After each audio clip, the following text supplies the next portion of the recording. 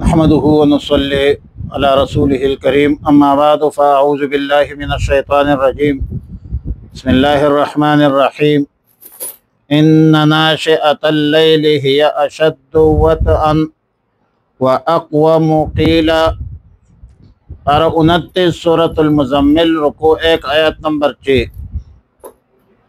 ان ناشئة اللیل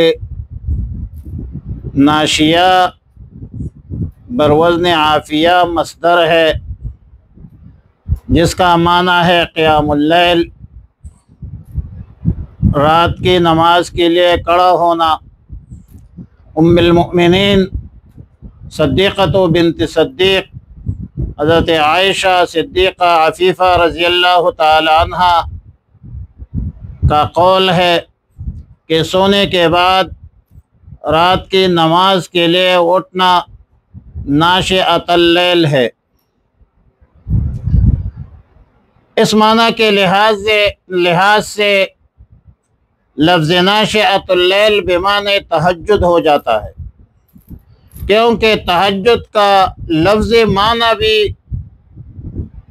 یہی ہے کہ رات کو سو کر اٹھنے کے بعد نماز پڑھنا، یہ تہجد ہے۔ وَمِنَ اللَّيْلِ فَتَحَجَّدْ بِهِ نَافِلَةً لَكَ عَسَىٰ أَن يَبْعَثَكَ رَبُّكَ مَقَامًا مَحْمُودًا۔ ابن کیسان کا قول ہے کہ آخر رات کے قیام کو ناشئۃ اللیل کہتے ہیں۔ ابن زید کا قول ہے کہ رات کے جس حصے میں کوئی بھی نماز پڑھی جائے وہ ناشئۃ اللیل میں داخل ہے۔ حضرت حسن بصری رحمہ اللہ الباری کا قول ہے کہ عشاء کے نماز کے بعد ہر نماز ناشئۃ اللیل میں داخل ہے۔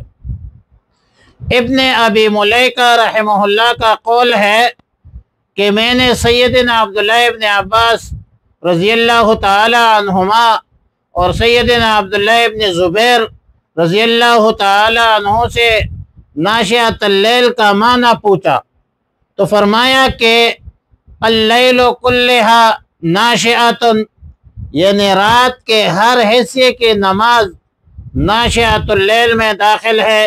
قذافی تفسیر مظہری۔ ان مجموعہ اقوال میں کوئی تناقض نہیں، کوئی تضاد نہیں کہ قیام اللیل ناشئۃ اللیل کے مفہوم میں داخل ہے، نہیں بلکہ قیام اللیل اور ناشئۃ اللیل کے مفہوم میں عموم ہے۔ رات کے کسی بھی حصے میں جو بھی نماز پڑھی جائے اس پر ان دونوں لفظوں کا اطلاق ہو جاتا ہے، قیام اللیل کا بھی اور ناشئۃ اللیل کا بھی۔ اور خصوصاً نماز عشاء کے بعد، جیسا کہ حسن بصری رحمۃ اللہ علیہ کا قول ہے، لیکن رسول اللہ صلی اللہ علیہ وسلم، جمہور صحابہ کرام، تابعین، تبع تابعین، صلحاء امت کا ہمیشہ یہ عمل رہا ہے کہ اس نماز کو سو کر اٹھنے کے بعد آخری شب میں ادا کیا جاتا ہے۔ یہی وقت افضل ہے، اعلیٰ ہے، موجب برکات ہے۔ اور امام بخاری رحمۃ اللہ علیہ باب قیام اللیل ایک باب بھی منعقد کرتے ہیں۔ حضرت عائشہ صدیقہ رضی اللہ تعالیٰ عنہ کی ایک طویل روایت بھی ذکر کرتے ہیں جس میں 8 رکعت تہجد پڑھتے ہیں، 3 رکعت وتر پڑھتے ہیں۔ تو یہ جو آخری شب میں تہجد کا اہتمام، یہ موجب برکات ہے۔ اور نفس سنت قیام اللیل اور ناشئۃ اللیل کی عشاء کی نماز کے بعد ہر نفل سے ادا ہوتا ہے، ہر نفل سے۔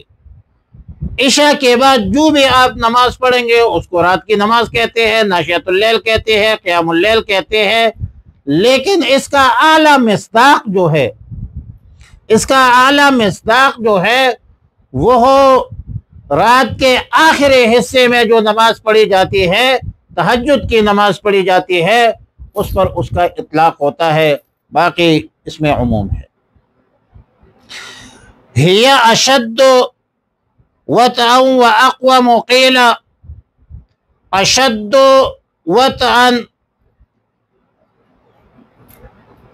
ہی اشد وطن، یہ بفتح الواو مصدر ہے مواتات سے، جس کا معنی ہے موافقت، اور منطق میں کلی متواتی اس کو کہتے ہیں کہ ایک کلی دوسرے کلی پر صادق ہو اور دونوں کلین کے مابین توافق ہو، تطابق ہو۔ قرآن کریم میں دوسری جگہ بھی لیواتیو عدت ما حرم اللہ بھی سے بھی یہی توافق اور تطابق مراد ہے۔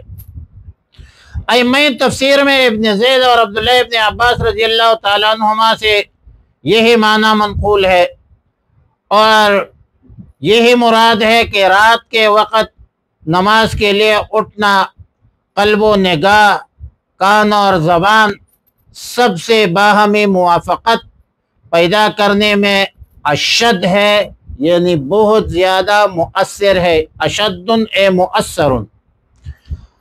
سیدنا عبداللہ ابن عباس رضی اللہ تعالیٰ عنہ کا قول ہے اشد وطئن کا معنی ہے کہ اس وقت زیادہ تر موافقت ہوتی ہے کان اور قلب کے مابین۔ وجہ یہ ہے کہ رات کا وقت عموماً کاموں سے، امور سے فراغت، شور و شرغب سے نجات اور سکون کا ذریعہ ہوتا ہے، وقت ہوتا ہے۔ اس وقت جو الفاظ زبان سے نکلیں گے اپنے کان بھی ان کو سنیں گے اور دل بھی حاضر ہوگا۔ لفظ وطئن کا دوسرا معنی روندنے کا ہے، روندنا، کچلنا۔ بعض ائمہ تفسیر نے اس جگہ یہ معنی مراد لیا ہے کہ رات کی نماز میں نفس کشی ہوتی ہے، نفس کو کچلنے میں معین، ممد اور معاون ہوتا ہے، نفس کو قابو میں رکھتے ہیں اور ناجائز خواہشات کو قابو میں رکھتے ہیں۔ ناجائز خواہشات اور نفس کو قابو، ناجائز خواہشات کے انسداد اور نفس کو قابو رکھنے میں نماز تہجد سے بڑی مدد ملتی ہے، اور ظاہر ہے کہ یہ راجح تفسیر ہے۔ وَأَقْوَمُ قِيلَ، اقوم کا معنی ہے مستقیم، درست، اثبت، زیادہ ثابت کرنا، اور زیادہ ثابت کرنے کے معنی پر ہے مراد یہ ہے کہ رات کے وقت تلاوت قرآن زیادہ درست ہوتی ہے اور ثبات کے ساتھ ہو سکتی ہے، کیونکہ مختلف قسم کے آواز و شور و شرغب، شور و شرابہ اور ان چیزوں سے دل اور ذہن مشوش نہیں ہوتا۔ عبادات اور ریاضات کا بہترین وقت بھی ہے، اور حفظ القرآن، قرآن کریم حفظ کرنے کا بہترین وقت جو ہے وہ یہ ناشئۃ اللیل ہے، رات کا قیام، رات کے آخری حصے میں۔ اور مطالعہ کے لیے بہترین وقت بھی یہی، اگر ایک بات ذہن نشین کرنی ہے تو اس کا آپ جائزہ لے لیں، آپ ظہر کو، عصر کو، مغرب کو بھی مطالعہ کر لیں، فرسٹ ٹائم بھی کر لیں، ناشئۃ اللیل رات کے آخری شب میں بھی کر لیں، آپ کو پتہ چل جائے گا۔ تو صبح کے وقت جو مطالعہ ہوتی ہے وہ اثبت ہوتی ہے اور اس میں استحکام ہوتی ہے، اور جو حفظ صبح کے وقت کیا جاتے ہیں اس میں بھی استحکام ہوتی ہے۔ وعلی کل حال، ان ناشئۃ اللیل، بے شک اٹھنا رات کو، یا اشد، یہ زیادہ ہے، وطئن، روننے والا ہے نفس کو، واقوم، اور زیادہ درست ہوتی ہے، قیلا، اس میں بات، اس میں اگر آپ جو بھی بات کرتے ہیں وہ اثبت ہوتی ہے اور مستحکم ہوتی ہے۔ اللہم ربنا تقبل منا انک انت السمیع العلیم وتب علینا یا مولانا انک انت التواب الرحیم۔ اللهم احسن عاقبتنا في الامور كلها واجرنا من خزي الدنيا وعذاب الاخره. صلی اللہ علی النبی الامي الكريم وعلى اله وصحبه اجمعین.